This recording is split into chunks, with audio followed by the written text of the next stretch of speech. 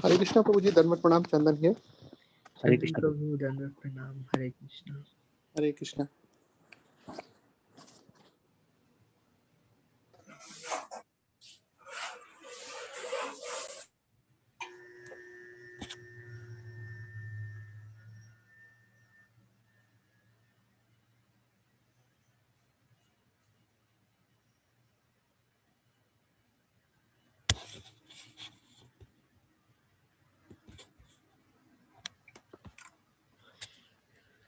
Hare Krishna Prabhuji, Dandavat Pranam.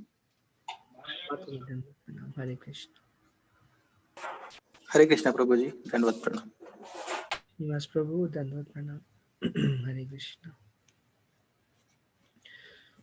Om Agyantimirandhasya Gyananjana Shalakaya Chakshurunmilitam Yena Tasmai Shri Guruve Namaha Shri Chaitanya Manobhishtam Sthapitam Yena Bhutale Swayam Rupa Kadamahyam Dadati Swapadantikam Vandeham Shri Guru Shri Yutapadakamalam Shri Gurun Vaishnavam Shri Rupam Sagra Jatam Sahagana Raghunathanvitam Tam Sajivam Sadhuvaitam Savathutam Parijana Sahitam Krishna Chaitanya Deva Shri Radha Krishna Padan Sahagana Lalita Shri Vishakhanvitam He Krishna Karuna Sindhu Dina Bandhu Jagatpate Gopesha Gopika Kanta Radha Kanta Namastute Tapta Kanchana Gaurangi Radhe Vrindavaneshwari Vishwabhanu Sute Devi Pranamami Hari Priye Vancha Kalpatarubhesha Kripa Sindhubhya Eva Cha Patitanam Pavanebhya Vaishnavebhya Namo Namaha Jai Shri Krishna Chaitanya Prabhu Nityananda Shri Advaita Gadadhar Shivasadi Gaur Bhakta Vrinda Hare Krishna Krishna Krishna Hare Hare Hare Ram Ram Ram Hare Hare Mukham Karoti Vachalam Pangam Langaiti Girim Yat Kripa Tamaham Bande Shri Guru Dinatarinam Paramananda Madhavam Shri Chaitanya Ishwaram.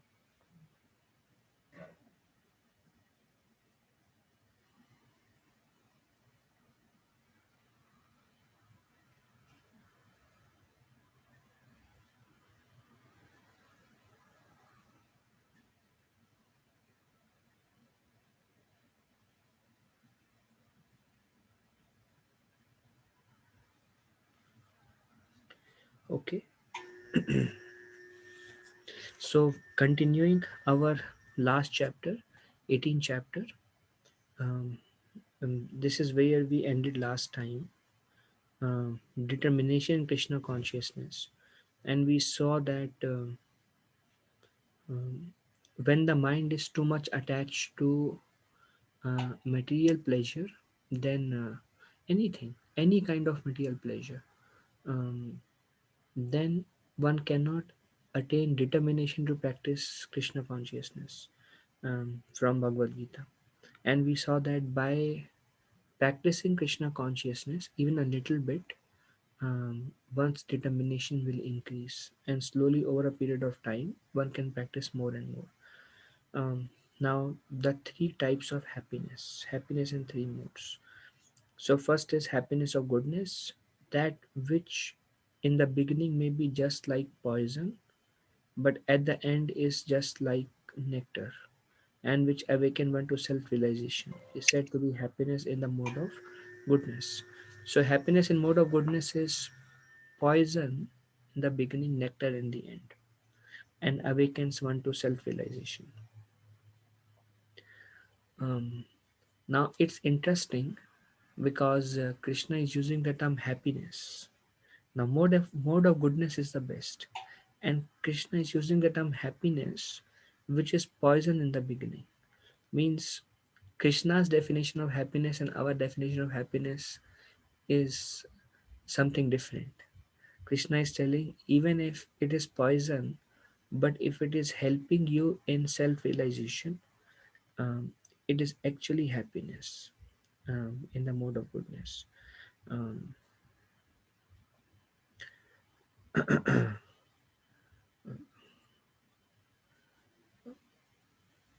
One common example can be getting up early in the morning. To form that habit is a mode of goodness, but it becomes very difficult in the beginning to get up. But then once you come into a habit, it really helps you in your Krishna consciousness. Even um, A very common example which we have all experienced is chanting of the holy names. Um, my experience of chanting, in the very beginning, it sounds very good, and then there is an interim stage where we lose our kind of first hand experience of chanting, and then that is a phase of purification. Um, and all the anarthas comes out in that stage, and eventually the holy name being all pure purifies our heart, and then we again start gradually increasing our taste in the holy name. But so to some extent it is poison in the beginning, but the thing is, if we don't take it up in the beginning, then the nectar in the end that is waiting, that stage never comes. So this is Chaitanya Charan Prabhu. He says, even if bhakti is not joyful, it is still fruitful. So doesn't matter how much we enjoy, it is beneficial. Even if it seems poisonous, although it is the best thing ever. But even if does not feel like that, if it is not joyful, it is still fruitful. That happiness which is derived from the contact, now this is happiness in mode of passion, that happiness which is derived from contact of the senses with their objects, and which appear like nectar at first but poison at the end, is said to be the nature of passion. So passion is immediate happiness but brings misery. All kind of um, material desires are by nature passionate, most of them. You've seen a picture, many different kinds of material desires. So it seems like the by the contact, um, um, there is immediate happiness, but then um, eventually it turns into poison. So that is, it's like another example which I may have spoken before, is like sugar candy, um, with, like, like there were some candies like eclairs and something. So you taste it, and then in the core part of the candy there is some milk or something which tastes very good. There were some candies like that. So this candy is like sugar candy, but the core part is poison. So there is a immediate happiness, all sense gratification, there is a immediate happiness. You see, anything that tastes good, mostly it is bad for health, mostly. So that's like mode of passion. It tastes very good, like all kind of sweets have a reaction. Or if you fried items, they have their own thing. So it tastes very nice in the beginning, but the effect is something else. um, okay. And that happiness which is blind to self realization, which is delusion from beginning to end, and which arises from sleep, laziness, and illusion, is said to be of the nature of ignorance. So, happiness in mode of ignorance is neither happiness in the beginning, nor in the middle, nor in the end. It is never a happiness. But for example, some people derive, they love to sleep. In other words, those who love to sleep, they derive lot of pleasure from sleeping. But if you see, there is no happiness in sleeping. Actually, it's just a relief from exhaustion. um, but some people just keep sleeping more and more, and even if their quota, actually our activities, if we have nothing to do, suppose, um, for example, if we sleep at 10 o'clock, and then our body needs 7 hours, so it's 5 a.m., and then 5 a.m. our sleep breaks, and then we are thinking, but what do I do now? There's nothing to do. So we'll keep on sleeping, and then it's 6 o'clock, 6:30, 6:45. Body rest is over. Whatever rest is required, body has got it. But then, because we don't have anything planned in a way, we don't know how to use the time, we keep on dragging on sleeping. So what we are doing is, we are actually increasing our misery, and what we are doing is, we are increasing our ignorance. Why some people sleep a lot? because they have trained themselves like that.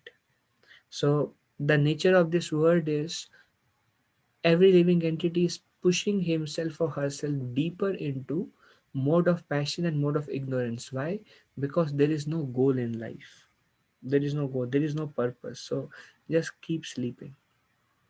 I heard in one of the lecture, Bhakti Siddhant Saraswati Thakur, the spiritual master Srila Prabhupada, when he would sleep, anytime the sleep would break, he would get up. So a devotee is always busy. One of the quality of a devotee is does not waste time.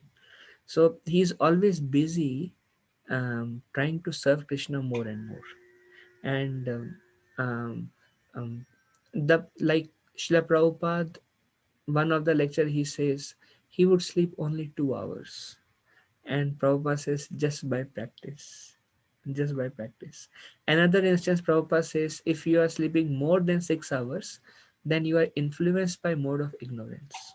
He says 6 hours is enough. Somewhere else I heard 6.5, 7 is also okay. But beyond that, it's certainly influence. And somehow we have trained ourselves in that way. What I personally do is I know how many hours my body needs. It varies from body to body. um, See, if you, Krishna says in Bhagavad Gita 6th chapter, don't sleep too little, don't sleep too much, don't eat too little, don't eat too much. All are not conducive for your Krishna consciousness. um, in fact, when we eat too much, we sleep too much also. So what I do is I always set an alarm how many hours my body needs, and I try and I stretch myself not to exceed more, and the body gets trained. Um, mm. But if one day I slept very less, the next day I allow myself to take more rest so as to balance. But yeah, sleeping too much is not good. In fact, my spiritual master is very heavy on sleeping too much. He said sleeping too much is even worse than illicit sex, he says. So sleeping too much is not good. Um, but at the same time, don't sleep too little. If you get up and whole day you feel tired, then you need more rest. But somehow train yourself not to exceed more. Then happiness from laziness is also mode of ignorance. Sometimes somebody says, can you do something? And we are like, we feel lazy, we don't want to do it. Then we feel there is some happiness in not doing that and being lazy. And Krishna says actually there is no happiness in that. Krishna says this is happiness in mode of ignorance. And illusion. Illusion is, it seems there is happiness there but it's not there. It just seems that there is happiness.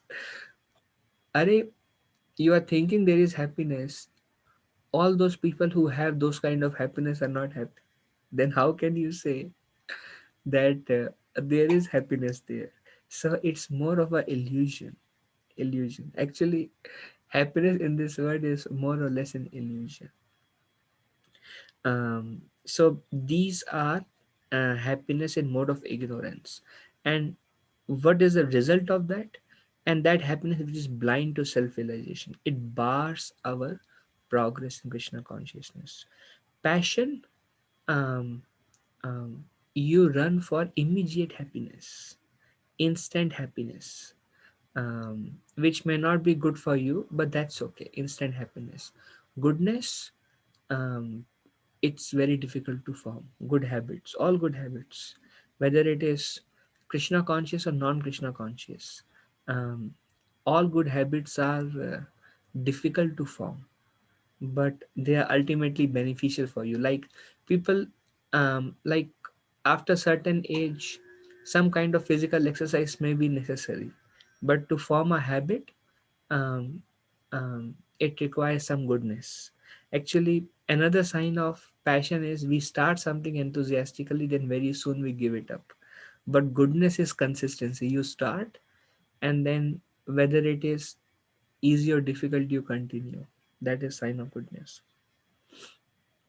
There is no being existing either here or among the demigods in higher planetary system which is freed from the three modes bond of material nature. So Krishna is telling everybody is bound. Demigods are also bound, living entities, hellish animals. There is no being existing in earth or heavenly planets, demigods, who is free from three modes. So these three modes condition the living entities. In fact, there is something very surprising that I recently heard. As long as we are living in this material world, um, we will always be impure. Um, um, Shrimad Bhagavatam explained this was very surprising when I heard. You all may have heard about Prahlad Maharaj. Prahlad Maharaj, I mean, what is the level of devotion of Prahlad Maharaj? Um, Lord Nrsimha Dev himself came from the pillar to save Prahlad Maharaj. And Shrimad Bhagavatam says, um, when Lord Nrsimha Dev touched Prahlad Maharaj was freed from all contaminations in his heart. And I immediately raised this question that what kind of contamination Prahlad Maharaj had? I mean, he's a Mahajan, he's a Paramhamsa Vaishnava. What kind of contamination he has? Because Bhagavatam says that he was freed from all kind of contaminations. And the reply I got is, as long as we are in this material world, there is always contaminations. This material world is by default it's like that. So what we have to do is, as much as possible, we have to cultivate our attachment to Krishna. And it is said that after we become sufficiently purified, in our next birth we take birth in a place where Krishna is currently performing his pastimes, and in association of eternal associates of the Lord, we get trained. And because of intense absorption in Krishna, because it is much easier to cultivate that level of intense absorption in Krishna when Krishna is there, when we are performing pastimes.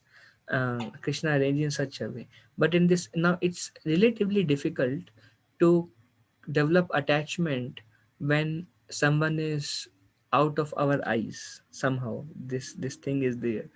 uh, this was told by Bhakti Charu Maharaj. It's not so easy. So we take birth in a place where Krishna is currently performing pastimes, and then all that is remnants of impurities in our heart, that is also removed.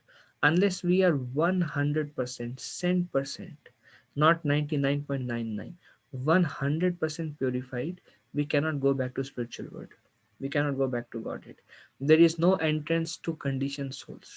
So but to cultivate that level of attachment, that we can participate in Krishna's pastimes on earthly planet, because Krishna is always performing pastime somewhere. Krishna is performing pastime right now somewhere. These are called Nitya Leelas, means always eternal. Like Krishna appeared 5,000 years back on this earth planet, and then he disappeared. Then he went to another universe, and then performing. There are unlimited universe. So Krishna's pastimes are eternal, eternal in the spiritual world and eternally in material world also at different places. Um, um, the example given is sun. The sun appears somewhere, disappears at another place, and then when sun disappears from here, it appears at another place. So there is no birth and death of sun on a regular basis. Likewise, the Lord's pastimes are like that. The Lord disappears from here, simultaneously he appears and start pastimes at some other place, and he does that just to attract living entities towards himself. The living body filled with the three modes becomes successful by worshipping the Supreme Lord by prescribed activities according to one's acquired nature. This is described in the next section. Now, after explaining that no living being is beyond three modes, Krishna explains that how do I know which mode am I in, and what do I do to come out of that mode? Am I in mode of ignorance? Am I in passion? Am I in goodness? Am I in mixed mode, which is usually the case? Then what is the prevalent mode under which I'm working? Then Krishna explains that actually there are four kinds of people, and there are four divisions of people, and the division is made based on the modes. Every living entity living in this material world is under the influence of three modes.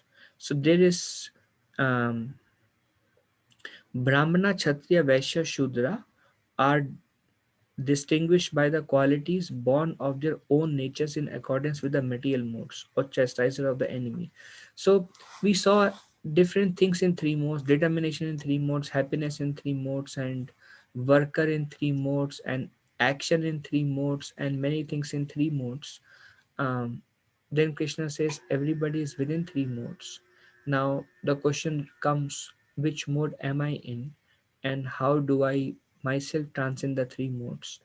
From 14th chapter, we know that unalloyed devotional service helps us to transcend the three modes. We have heard that. Some more detail here. So there is Brahmana, there is Kshatriya, there is Vaishya, and there is Shudra. Brahmanas are primarily in goodness. Kshatriyas are primarily mixture of goodness and passion. Vaishyas are mixture of passion and ignorance, and Shudras are ignorance. So they are called the four Varnas: Brahmana, Kshatriya, Vaishya, Shudra. And they are not by birth, they are by qualities.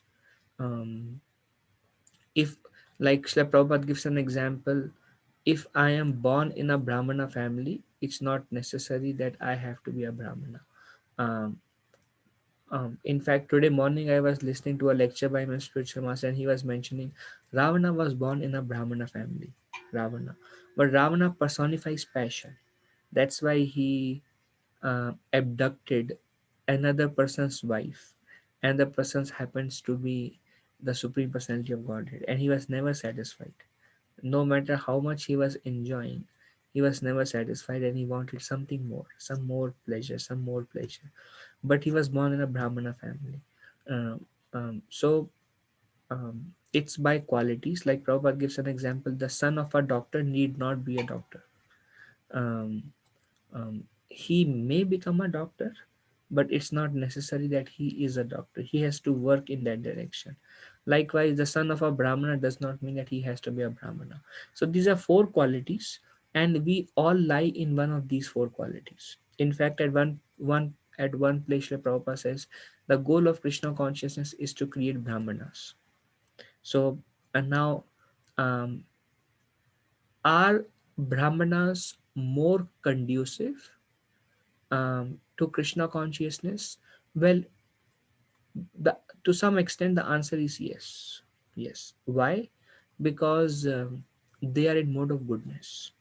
Mode of goodness, it is most favorable for Krishna consciousness. When we are in mode of passion, then we will be very fruitive, and we will look for material pleasures, more wealth, more fame, more prestige. When we are in mode of ignorance, then we'll be very lazy, and we will be very short tempered, agitated, angry persons. So naturally, it becomes more difficult for us to advance in Krishna consciousness. Nonetheless, there is a scope for everyone, and that is the discussion for today. Um, if anybody who chants the holy names, discusses Bhagavad Gita, visits the temple, um, um, offer obeisances, associate with devotees, hear about Krishna, they will come to goodness. So, Srimad Bhagavatam explains that whichever mode we are in, by the practice of devotional service, we'll come to goodness. And Srimad Bhagavatam explains, as we come to goodness, passion and ignorance reduces. Passion and ignorance are characterized by lustiness, greediness, and angriness. Prabhupada specifically writes lusty and greedy. So these are the qualities of passion and ignorance. So they tend to reduce. and then our life becomes more favorable to Krishna consciousness. So it is natural, it is obvious, and we have seen live practical examples how Krishna consciousness uplifts the modes. First thing that will happen is you will come to mode of goodness as you do it. You try that, you chant 16 rounds every day, and you, no matter um, how, whichever mode we are in, whatever habits we have, whatever, if you just keep doing it over a period of time, you will see it will bring you to goodness. It's miraculous. In fact, at one point of time, like kids also exhibit these different modes: mode of passion, mode of ignorance, uh, goodness. Different kids, some kids, they like to play very simple games, mode of goodness. Some like to beat others, that is mode of ignorance. And some are too much attached to their games, their toys, that is mode of passion. So different people exhibit different modes. One sannyasi, Prabhupada Maharaj, said, if you work on bringing your child, lot of parents have trouble with their kids. Why? Because the kids are in passion and ignorance. So they have lot of trouble dealing with their kids. So Prabhupada Maharaj says, bring your child to mode of goodness. If it it takes little effort, you can start with encouraging him. Krishna consciousness will bring you to mode of goodness, whoever we are, whether we are children, whether we are adult or old age. So somehow encourage the kids in. Now, how do we come to mode of goodness? Well, we have to practice devotional service. um, but how do I practice devotional service? You practice devotional service according to your nature. According to your nature. um, Whatever you do according to your nature, because if you don't work according to your nature, you will not be happy. If you do something according to what you like to do according to your nature, but you direct that propensity towards Krishna, um, then that devotional service will eventually bring you to mode of goodness. So one, so Prabhupada Maharaj says, work on your child, see what he likes to do, encourage him to do that in Krishna service. Like he likes to paint Krishna's picture. Whatever he likes to do, he likes to play video games. There are Krishna video games. He likes to play with toys. There are some toys which are Krishna conscious. So see whatever his nature is and somehow try to bring Krishna there. Somehow bring Krishna there. Give him the deities, let him take care of the deities, small dolls, deities. There is no offense if you don't feed or something, but he feel this is doll, this is Krishna, I must feed him, I must do arati. So like that he's contemplating on Krishna. Krishna is hungry. So the just the word Krishna is purifying him. So somehow do activities that are conducive. Okay, so let's see these four: Brahmana, Kshatriya, Vaishya, Shudra. Brahmana, peacefulness, self-control, austerity, purity, tolerance, honesty, knowledge, wisdom, religiousness are the natural qualities by which Brahmanas work.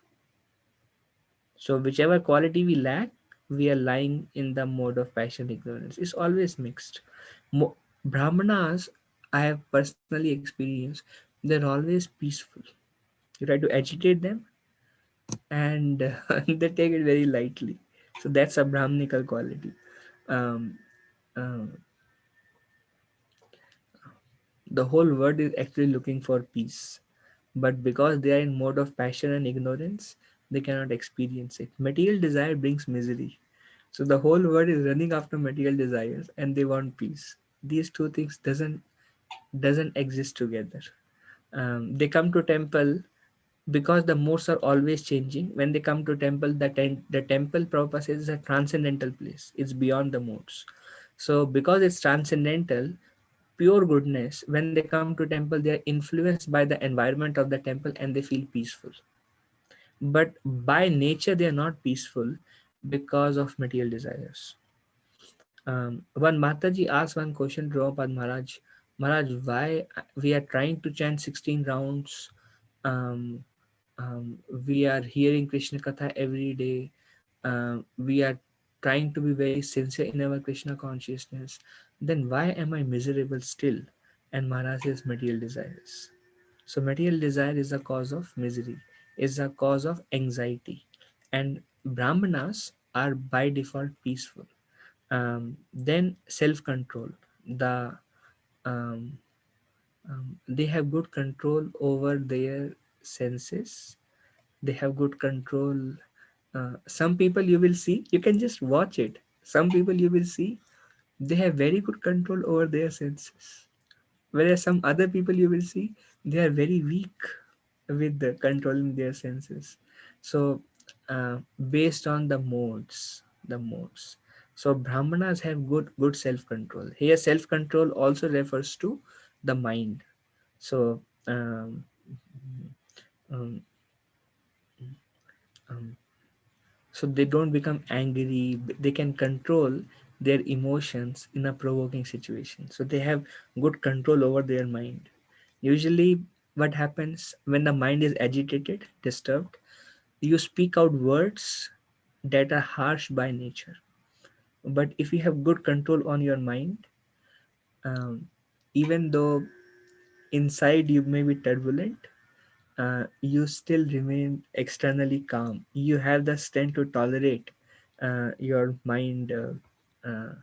So that is also the sign of mode of goodness. Mode of goodness. Uh, when a person is in mode of goodness, he relatively does not commit many offenses, because of which his Krishna consciousness is relatively simple. Okay. Then there is austerity. Brahmanas are relatively austere. Austerity, actually, Prabhupada says austerity means activities done for the pleasure of Krishna. They are usually devotional people. Um, Now, Brahmanas, when I say Brahmanas are usually, I'm not referring to Brahmanas by caste. These activities were not found in Ravana or Hiranyakashipu, although they both were Brahmanas by nature. Um, um, Hiranyakashipu, he was son of Kashyap Muni. He was a great Brahmana, Kashyap Muni, but his two sons were demoniac. So austerity, then purity, then tolerance. Uh, they are honest. Um, um, they are eager to gain knowledge and wisdom. They like to read. They like to get understanding of scriptures. Reading scriptures itself is an act of is a Brahmanical act. Reading scriptures. Sometimes we like to serve, but we don't like to read. That is because of lack of sufficient goodness. When we are in a lot of passion, even though you start reading, after 5 minutes your mind will say, get up, do something. You cannot just sit and read. The thought that I have to read, there is the mind says a big no. So mind cannot perform activities which are Brahmanical by nature. Different activities have different natures. So reading is a Brahmanical activity. But what we have to do is, that's why we have to push ourselves. These modes are very heavy on us, kind of, they drag us and they decide our life. But when we come to knowledge, um, when we understand, um, then we know what is the right thing according to scriptures, and we force ourselves to do it. That's why so much emphasis on hearing and chanting, hearing, reading, chanting, hearing, reading, chanting. Keep doing this, and this will bring us to goodness, even if it is not our nature. Mm, Knowledge, wisdom, and religiousness. Okay. Prahlad Maharaj, he was, how peaceful he was. Uh, if if we are thrown from a cliff, how peaceful can we remain? We'll be full of anxiety. Prahlad Maharaj in that state also was completely peaceful. Whether he was thrown in snake, uh, poisonous snake, He was thrown into the fire. He could maintain his peace, but his peace is not goodness. His peace is his pure devotion, because he was always depending upon the Lord. Self control, austerity, purity, tolerance, honesty. We can discuss in detail about Prahlad Maharaj in all these situations. He was thoroughly honest. Um,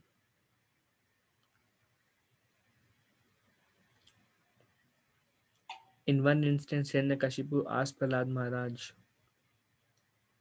"What did you learn today in your school?" And my spiritual master says Prahlad Maharaj could have told, "I learned politics and economics," and his father would have been very pleased with him. Like, sometimes we lie because we feel that it's okay, it will avoid some kind of disharmony. So it's easy to lie than to speak the truth. So let me just lie. So that's again not a good sign. That's again not a sign of being Brahminical. It's not a sign of goodness. But Prahlad Maharaj, he said, "My dear father, I learned Shavanam Kirtanam Vishnu Smaranam Pada Sevanam Archanam Vandanam Dasyam Sakyam Atmanivedanam." There are 9 ways to please Lord Vishnu, and starting with hearing about Narayan, chanting his names, remembering him.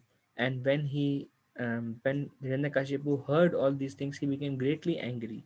In fact, he told his servants to kill Prahlad Maharaj. But Prahlad Maharaj still was not willing to lie. So he was that much honest. So all these qualities can be seen in him.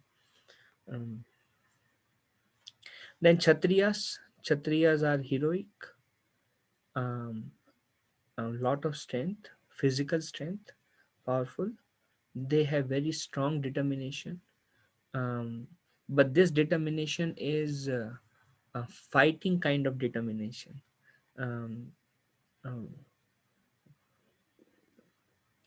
Brahmanas are also very determined, but their determination is more of spiritual determination. So they have determination. Like, I'll give you one example of Karna, as I wrote here. So Karna was by birth a Shudra Putra, son of a Shudra.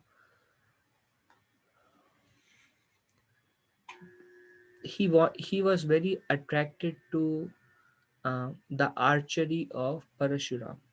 Parashuram is the incarnation of Lord himself. His name comes in Srimad Bhagavatam. And by default, Kshatriyas are under guidance of Brahmanas by default. So at one point of time, these Kshatriyas, because Kshatriya, now Brahmanas are called the head of the society. Why? Because they read scriptures, and they have a good understanding about what is right and what is wrong, what will help elevate the consciousness of the citizen in a spiritual way, what will help them. So Kshatriyas, because they are the leaders and they have passion, sometimes they may be deviated from the goal. So usually they always consult with Brahmanas. um, um, so at one point of time, the Kshatriyas became very rebellious by nature, and they would do things by themselves and they would not consult Brahmanas. And they started degrading themselves, and because they are the leaders, um, without a head, they started misguiding the whole population. So Parashuram became very angry. Like, one of the example is, there was a king. His name was Vena, King Vena. He was very cruel by nature. Sometimes he would even kill somebody else's children. But because he was the son of a king, nobody could touch him, and his father became very frustrated. He renounced. He went to the forest, and now the father has only one son, Vena, but Vena was very cruel by nature, so there was nobody else to take over the kingdom. So King Vena took over the kingdom. um, but then lot of theft, robbery, and many illicit activities, gambling, intoxication, illicit relationship, they all increased because the leader was like that. So Brahmanas became very upset. He would not consult with the Brahmanas. So the Brahmanas chanted the mantras and they killed the king Vena. So there is a story in Shrimad Bhagavatam. So Kshatriyas, if they don't listen to Brahmanas, um, then they can misdirect the society. And one of the example was Duryodhan. Why Krishna wanted to establish Maharaj Yudhishthir? Because Maharaj Yudhishthir was would always consult seniors. And he had high respect. He was a devotee of the Lord. Whatever Krishna would say, he would do, and he would protect dharma. But Duryodhan was very passionate, so he was only focused on his own selfish nature. That's why Krishna wanted to remove Duryodhan and establish Yudhishthir Maharaj. So Karna went to Parashuram, but Parashuram was very much against Kshatriyas at that time because they were rebellious by nature. So Parashuram has already killed all the Kshatriyas. So um, Karna went. Karna was also actually a Kshatriya. He was a fighter. So Karna went and he asked Parashuram, "Can you teach me archery?" And Parashuram said, "What is your Varna?" And Karna knew that he teaches archery only to Brahmanas. He doesn't teach to Kshatriyas. So Karna lied. And Karna said, "I'm a Brahmana." And Parashuram said, "Oh, I will certainly teach you. I'm here for the protection of Brahminical class." Um, Parashuram taught him all the archery. And at one point of time, Parashuram was going somewhere with Karna, and the demigods wanted to reveal Karna's identity. So at one point of time, Parashuram was very tired, and Parashuram said, "Can you get me some bushes? I want to take rest and I want to use them as my pillow." So Karna had lot of gratitude for Parashuram, and he said, "I will sit down. Why don't you use my thighs as your pillow and lie down um, using my thighs as your pillow?" Parashuram said, "All right." So Parashuram was taking rest, and demigod, he took the form of a wasp, Brahmar. Uh, it stings very badly. It's like a fly. And he came and sat on the thigh of Karna and started biting. And Karna started bleeding. Now it was painful, but because Karna by nature was a Kshatriya, he tolerated. He didn't want to wake up Parashuram or disturb Parashuram's sleep out of his gratitude. But then the wasp reached almost up to the bone of Karna, and lot of blood started oozing out. So um, um, Parashuram felt something wetness, and then he saw and he was shocked. This is blood. Then he got up and then he said, "What is this?" And Karna said, "I didn't want to disturb you. It a wasp came, and just I didn't want to disturb you." Um, then Parashuram told Karna that you lied to me. You cannot be a Brahmana.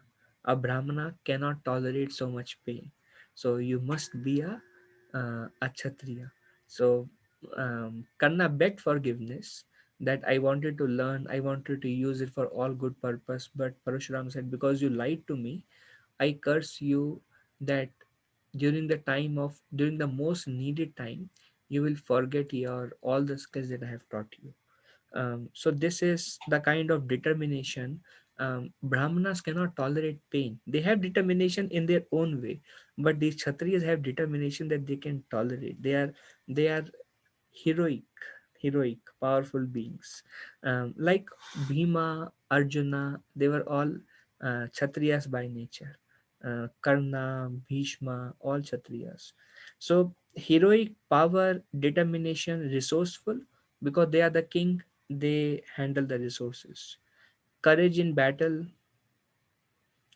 they are very generous. Generosity and leadership are the natural qualities of work for the Kshatriyas. Prabhupada says Kshatriyas are leaders of the society.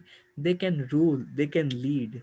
The Brahmanas cannot do that. In fact, at one point of time, devotees told Srila Prabhupada, "We'll make you the king of the planet, and we'll take over the whole Earth planet. will take over, will make everybody into Krishna consciousness, and will make you the king of Earth planet. So, because Krishna consciousness movement was spreading so fast, so devotees started telling this to Prabhupada. Prabhupada said no. Prabhupada said, "You become the king, and I will become the spiritual master of the king." So, indicating that Prabhupada didn't want like that, but he wanted to stay in the role of a Brahmana. I'll become the spiritual master of the king. You become the king. So the Kshatriyas are leaders and they are very generous. They like to donate. Resourceful, determination, heroic power, courage. So these are the natural qualities of work for the Kshatriya. Then Uh, there is Prabhuji, I Sheetal. have I have a question, Prabhuji. Yes, Prabhu. One question like, see, Karna is a not a Kshatriya. Karna is a Kshatriya, but why Bhishma is also a Kshatriya? Why Parasuram teaches to Bhishma?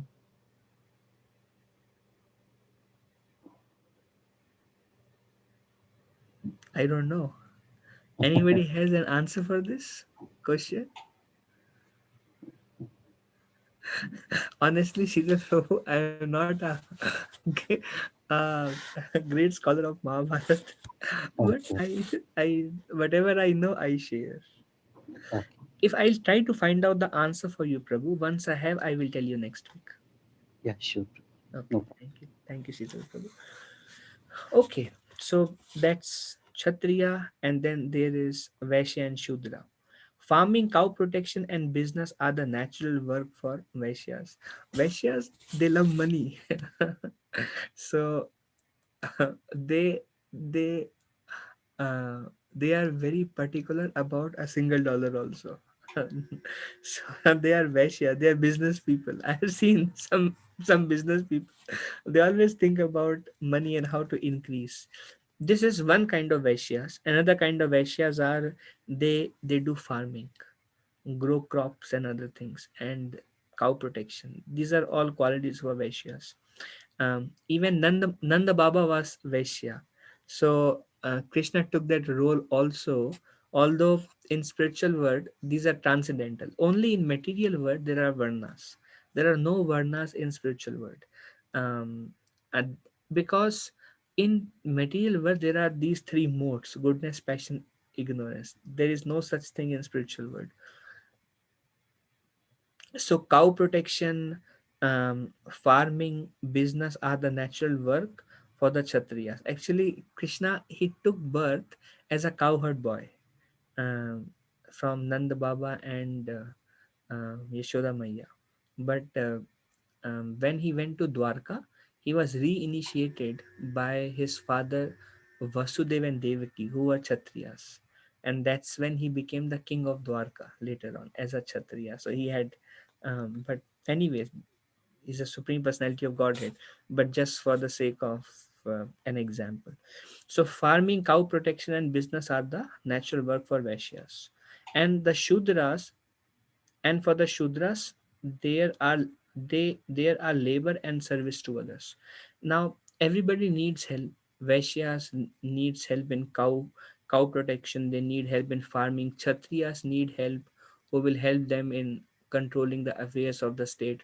Brahmanas need help in their own sacrifices. So Shudras are present everywhere. They are do what they are asked to do. They are servant of the society. So Shudras are compared to the legs of the universal form, Brahmanas head of the universal form, Kshatriyas the arms because they protect the arms to the universal form, um, and Vaishyas are the belly because they provide. They grow grains, protect the cows, where we get the milk, um, earn business, and that's how we survive. So they are the belly of the Supreme Lord. It is all based on the three modes. Now, um, by following his quality of work, every man can become perfect. Now we see so many pictures here, and they all have their own qualities. Now Krishna says, by following his quality of work, every man can become perfect. Now please hear from me how this can be done. So whether we are Vaishya by nature, we are Kshatriya by nature, we are Brahmana by nature or we are Shudra by nature, doesn't matter. Um, um, Krishna says every man can become perfect. Now, why we have this a particular nature based on our previous karma? Um, does being a Shudra, Vaishya, Brahmana, Kshatriya, any one of the Varna disqualify us from going back to Godhead? No. Is one more conducive than other? Probably yes, because mode of goodness is more conducive. But does it disqualify us? No. Krishna says every man can become perfect, whoever we are. Now, how this is possible? Hear this from me. This is actually very important topic. Those who seriously try to understand and apply, it's very helpful. By the worship of the Lord, who is the source of all beings and who is all pervading, a man can attain perfection through performing his own work. Two things. Um, by the worship of the Lord, a man can attain perfection through performing his own work. In other words, there is a prescribed work for Brahmanas, there is a prescribed work for Kshatriyas, prescribed work for Vaishyas, prescribed work for Shudras. You worship the Lord through your work, and your work is based on your varna, whatever varna you are in. Whatever work you are doing, it should be based on your nature. It should not be copied from somebody else's work. Um, for example, a Vaishya want to become uh, a president of a country or a leader. Um, he will not be able to lead. Or a Vaishya want to become a Brahmana, he won't be able to act on the level of peacefulness, tolerance, self-control, austerity, study of scriptures, knowledge, wisdom. He will not be able to do that because that's not his nature. So whatever is your nature, you worship the Lord through your nature, through your nature. And the goal is do everything for the pleasure of Krishna. That's the goal. That's the goal of a varnashram system. um, like in the temple, those who are Kshatriyas, they are leaders of the temple. Those who are Brahmanas, um, they are more into scriptural side and um, other things, sacrifices and um, spreading the message of the holy name, other things. Those who are Vaishyas, um, they manage the finances of the temple, or they help in raising funds for the temple. So they are now, is Vaishya less important and Brahmana more important, or Kshatriya more important? Well, all the natures are required. All natures are required. And there needs to be Shudras serve who serve, who do whatever they are asked to do by the leaders in the temple based on the direction of the temple. So whether it is any organization or in a temple, wherever, all four natures are required. What if everybody becomes a Vaishya? Then who will do Brahminical job? If everybody becomes a Brahmana, who will maintain the temple? If everybody becomes Shudra, who will give guidance? Who will give protection? So, all these four works are needed. Now, having that said, nobody is a emblem of complete Kshatriya, complete Vaishya, because our modes are mixed. So, we have some part of Vaishya nature in us, some part of Kshatriya nature in us, some part of Brahminical nature in us, and some part of Shudra nature in us. We have all four. Um, one or the other nature will be more prominent than others. But the idea is, in simple words, Bhakti Sagar Maharaj says, do what you like to do, but do it for Krishna. Do it for Krishna. And if one is leading the temple, or raising funds for the temple, or doing Brahminical activities for the temple, all three make equal amount of progress if the intention is purely done for the pleasure of Krishna. If their intention, all three of them, is equally pure, they all become extremely dear to Krishna.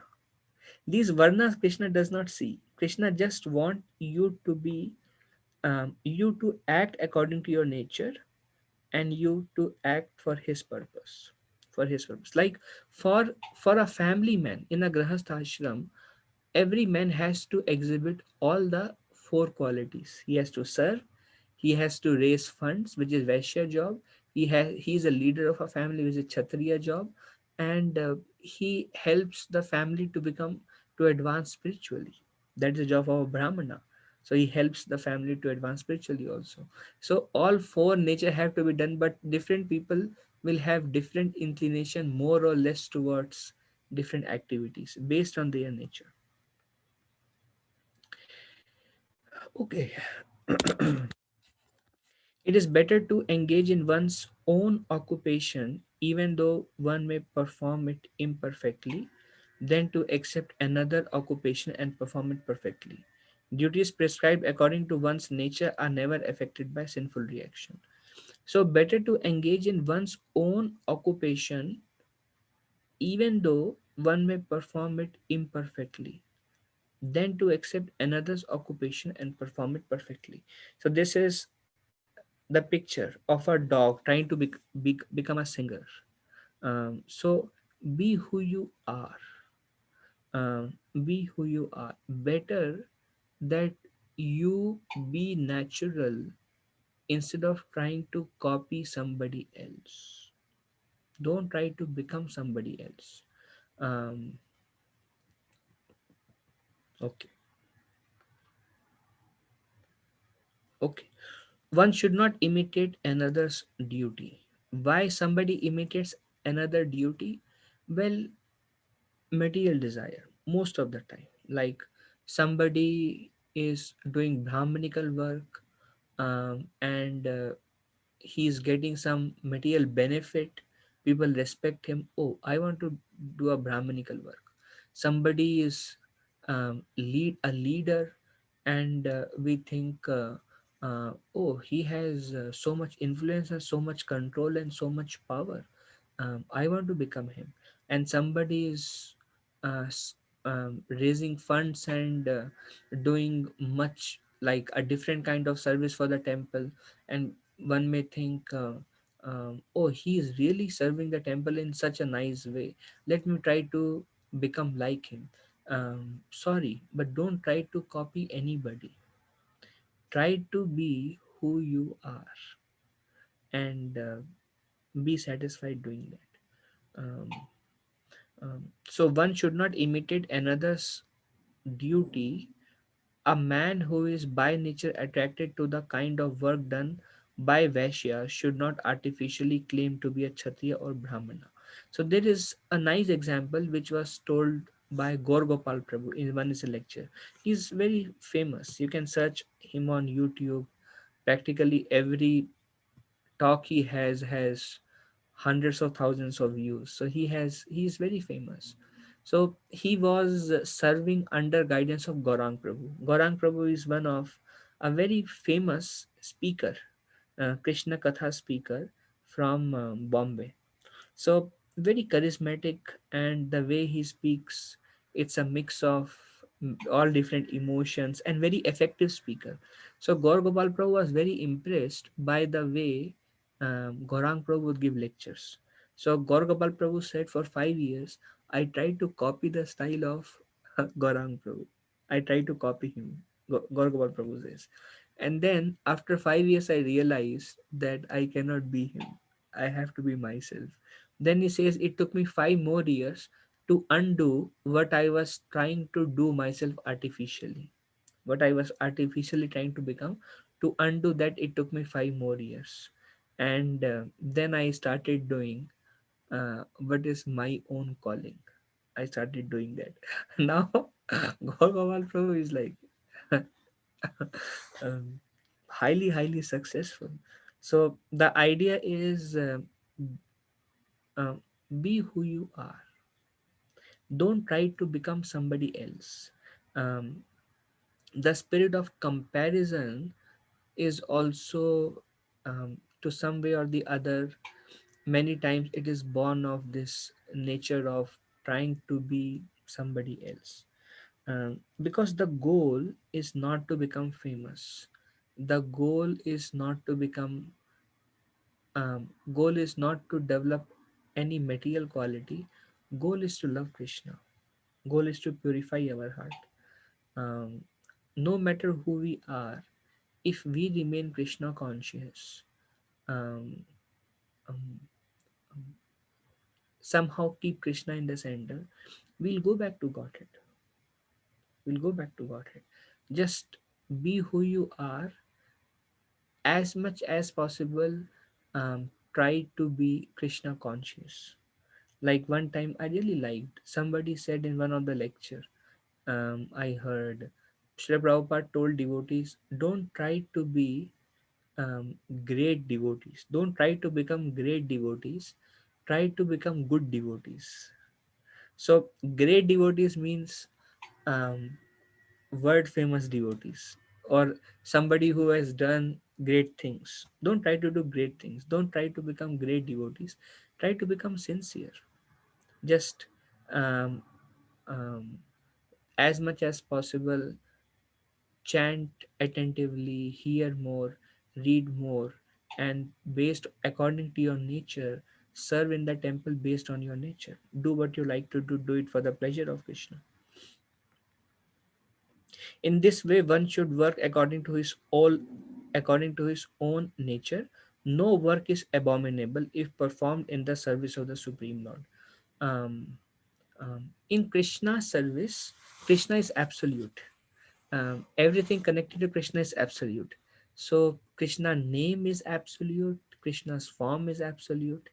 Um, Dressing Krishna, cleaning the temple, cleaning the pots, cooking for Krishna, um, or raising funds for Krishna, or whatever you name it. There are n number of activities.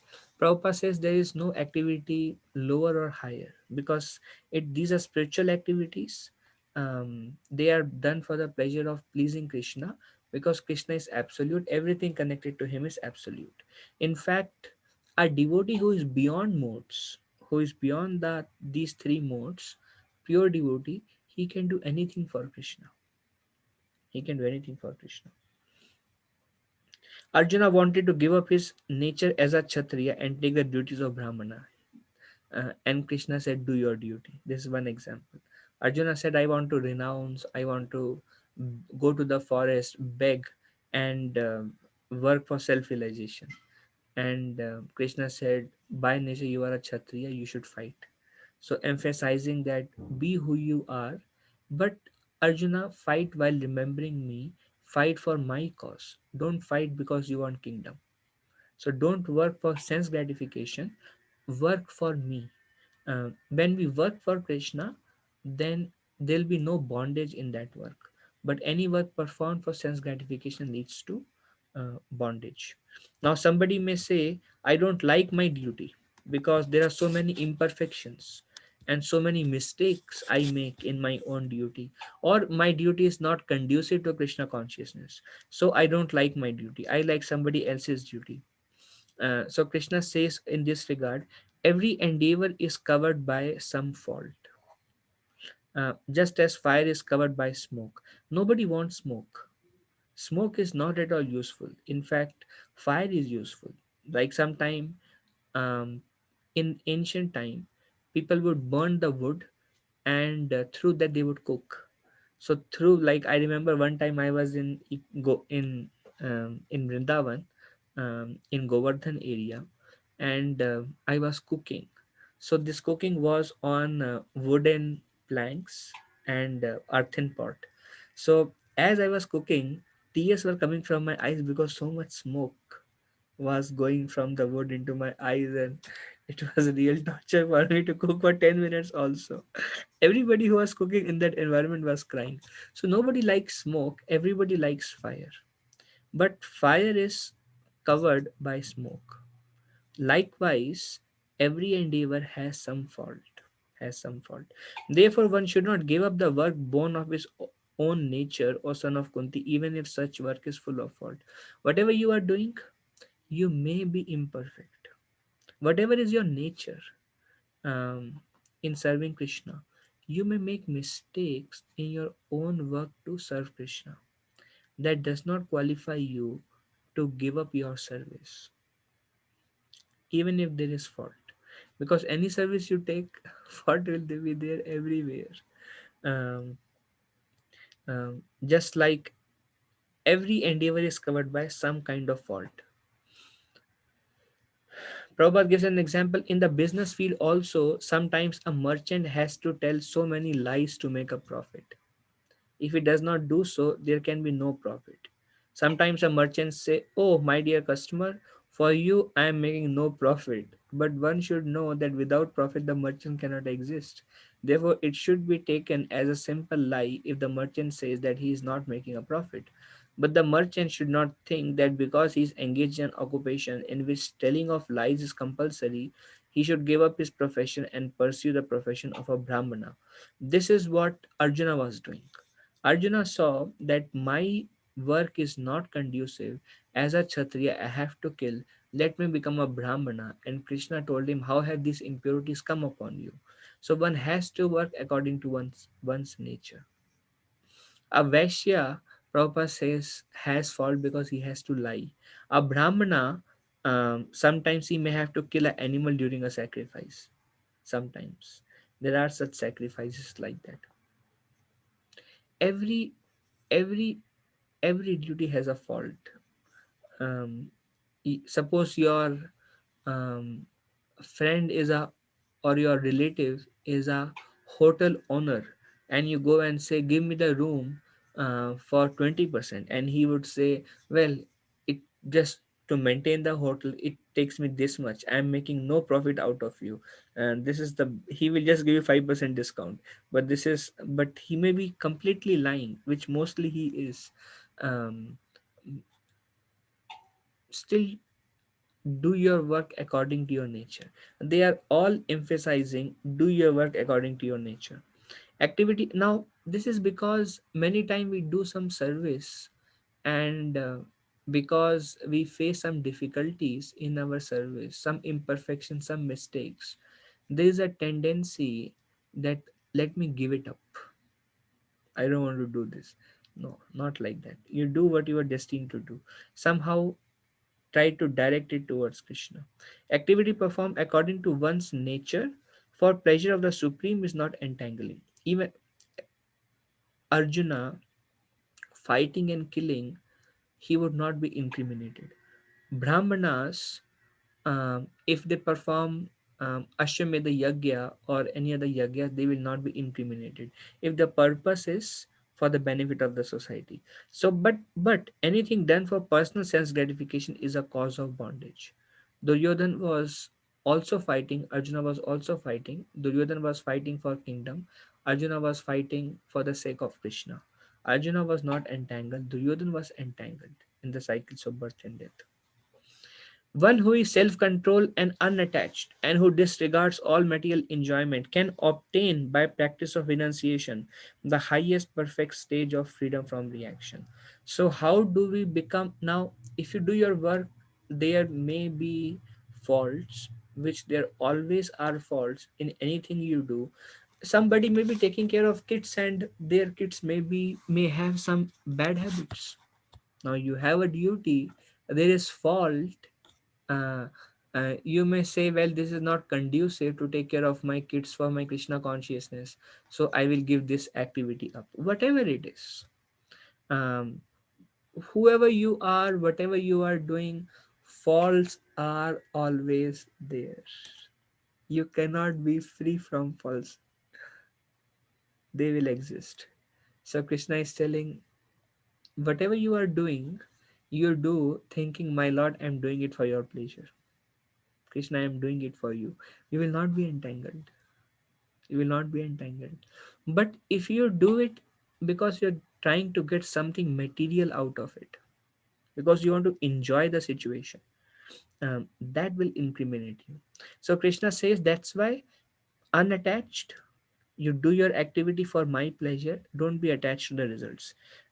Usually people work in this material world and they're attached to the results. Usually that will cause bondage. So you do your work even if there is fault, unattached and self-controlled way. Self-control, because otherwise we will run towards attachment or try to fulfill some material um, desires through those attachments.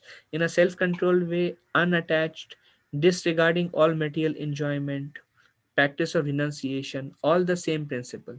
Do it for the pleasure of Krishna. It requires enunciation. Then the highest perfect stage of freedom from reaction. Then you will you will not get any reaction. Basically, if you do it in a mood of detachment for the pleasure of Krishna, there is no reaction. Arjuna had no reaction. Brahma bhuta prasannatma na sochati na kankshati sama sarveshu bhuteshu mad bhaktim labate param. This is, I think, the last verse. Let us see. um, One who is thus transcendently situated, transcendently situated, because whatever he is doing for the pleasure of Krishna. So transcendently situated, at once relishes, reaches the stage of Brahman, um, and becomes fully joyful. um, uh, Stage of Brahman means he is a liberated soul, because he is not entangled in this material world. He is doing everything for the pleasure of Krishna. So he reaches the stage of Brahman, which is a transcendental state, freedom from all reaction, and he becomes joyful. Because suffering comes because of sinful reaction. So no suffering, so he becomes fully joyful. Na sochati na kankshati. He has no desires and he has no lamentation. Sochati is lamentation, kankshati is desire. No lamentation, no desire. Sama sarveshu bhuteshu, he is equally disposed. um, he sees every living entity as spiritual part and parcels. So he sees every living entity equally. Mad bhaktim labate param. In that state, he attains pure devotional service unto me. Um, so um, this is something yesterday also I was discussing at some place. Krishna says in Bhagavad Gita, te tesham to antagatam papam jananam punya karmanam te dvanda moha nirmukta bhajante mam vridavrata. Where Krishna says, as one becomes free from all pap, all sinful reactions, he can worship me with determination. So when one attain a Brahman platform, or when one is a liberated soul, then in that state he attain pure devotional service unto me. In fact, Prabhupada says that pure devotional service begins after liberation, because when we are attached, even though we may be rendering devotional service, we may be expecting some material benefit from our devotional service. Um, okay, yeah, this is the last verse. Um, One can understand me as I am, as a supreme personality of Godhead, only by devotional service. And when one is in full consciousness of me by such devotion, he can enter into kingdom of God. So the purpose is, whatever we do, if we are doing it for the pleasure of Krishna, that is devotional service. Devotional service is service rendered for the pleasure of Krishna. And by doing that, one can understand Krishna. Bhaktya mam abhijanati. My spiritual master says, not by jnana, not by karma, not by yoga, not by any other means, but only bhakti. This is what Krishna says here. Bhaktya mam abhijanati. Only by devotional service. Devotional service is bhakti. Only by bhakti yoga can one know me. One cannot understand Krishna by any other means other than bhakti yoga. And if one practices bhakti yoga, then eventually he can enter into kingdom of God. Okay, so that's all. That is the end of this section up to 55 verses. And the next section is contains the essence of Bhagavad Gita, which is love of God.